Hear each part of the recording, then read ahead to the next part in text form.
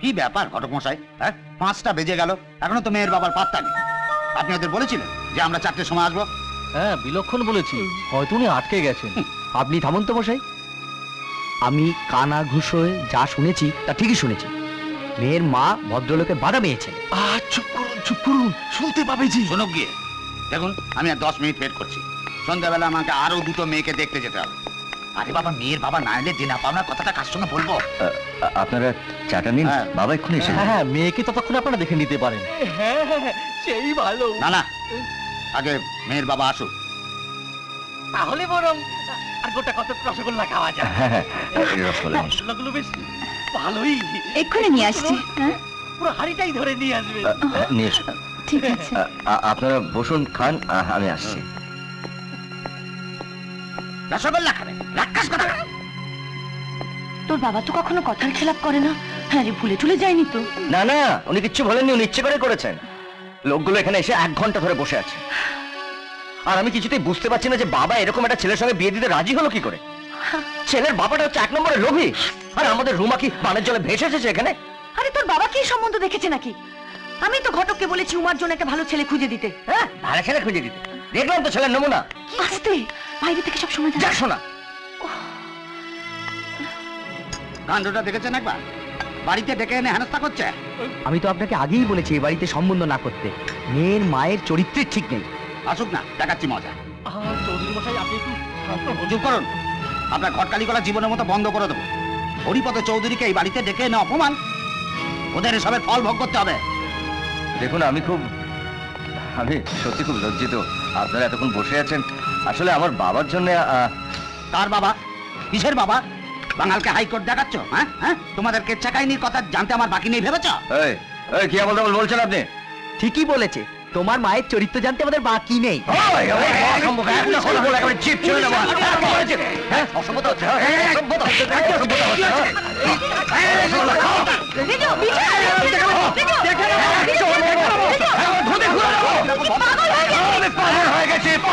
পাগল হয়ে গেছি মা। ওই একটা লোকের জন্য এতগুলো লোক তোমাকে অপমান করে গেল মা। আজ ওই সঞ্জয় মিত্রকে আমার প্রত্যেকটা কথার জবাব দিতে হবে। আজ নয় তোমার স্বামী বাঁচবে, নয় তোমার ছেলে বাঁচবে। আজ আমি একটা ফেসলা করে ফিরবো মা।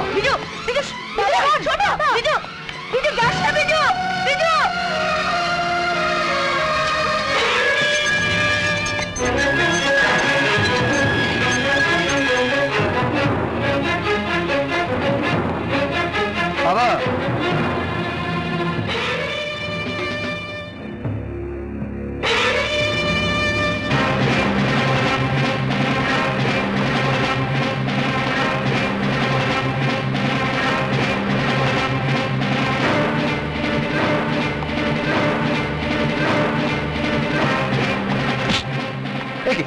কি হচ্ছে নাকি? তুমি এখনই আমার সঙ্গে বাড়ি চলো। আজ আমি তোমার কোনো কথা শুনতে চাই না। আজ আমি একটা ফেসলা করতে চাই। আরে চল আজকে।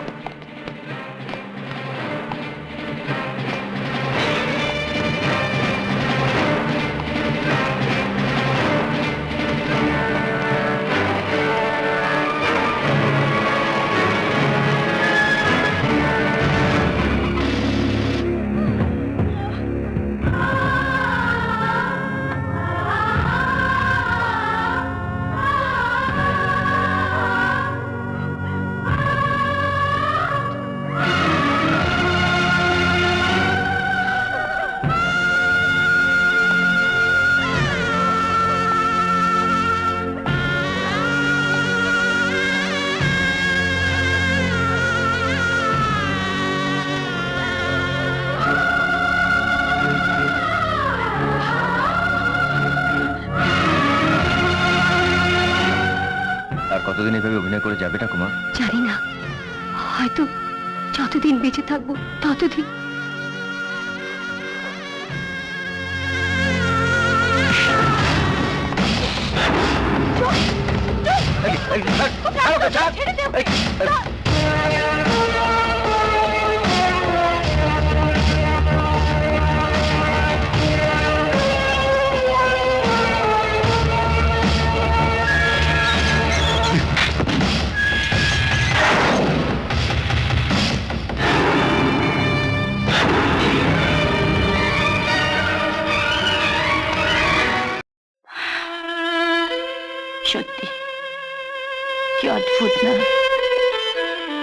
আমরা যা চাই সবসময় কিরকম তার ঠিক উল্টোটা ঘটে বলো।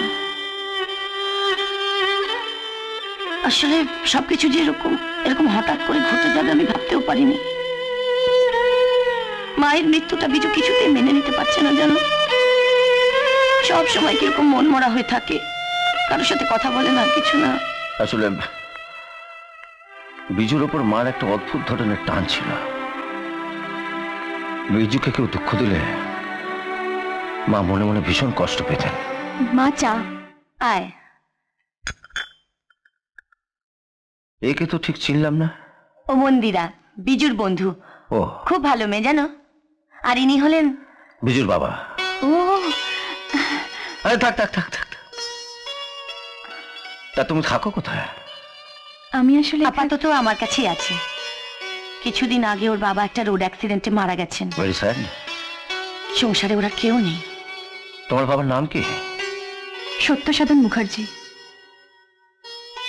সত্যসাধন মুখার্জি মানে ওই নিমতা হাই স্কুলের হেডমাস্টার সত্যসাধন মুখার্জি? আপনি আমার বাবাকে চিনতেন? হ্যাঁ, একবার আলাপ হয়েছিল। তা তোমার বাবা কবে মারা গেলেন?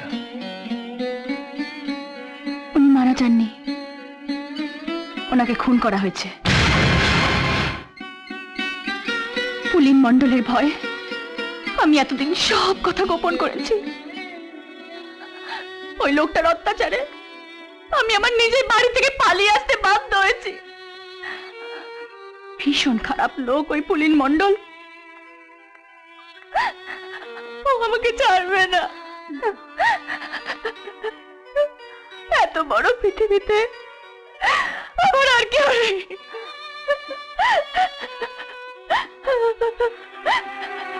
কে বললো তোমার কেউ নেই? আমরা তো আছি। বিজয়ের মতন বন্ধু আছে, উমার মতন বোন আছে, রমার মতন মা আছেন। দেখো, আমায় যদি অসহায় ভেবে থাকো তাহলে তুমি ভুল করেছো। আমি তোমার কথা দিচ্ছি, যতদিন না পুলিন মণ্ডলকে উচিত শিক্ষা দিচ্ছি ততদিন তোমার সামনে এসে দাঁড়াবো না। চলো। আপনি কিছু চিন্তা করবেন না স্যার, মাস্টারের মার্ডারকে আমি সুইসাইড বলে চালিয়ে দিয়েছি। বাহ, তুমি তো খুব কাজের লোক হে। সবই আপনার দয়া স্যার। স্যার, একটা কথা বলছিলাম যে হ্যাঁ। ওই মাস্টারের একটা কোচি ডাগুডুগুন মেয়ে ছিল, সেটার কোনো হিসেব নিকেশ করলেন নাকি? লোভে একবারে জিভ দিয়ে জল বেরিয়ে পড়ছে। তুমি তো বড় লোভী হলো। আপনার চেয়েও না এ? না, এক মিনিট। হ্যালো, সঞ্জয় মিত্র? তো একদিন পর হঠাৎ আমাকে মনে পড়লো যে কি 24 ঘন্টার মধ্যে যদি পুলিশে সারেন্ডার না করি তাহলে কি করবে? আরে সাহস থাকে তো সামনে এসে কথা বলো। ও টেলিফোনে হমি টমি সবাই করতে পারে।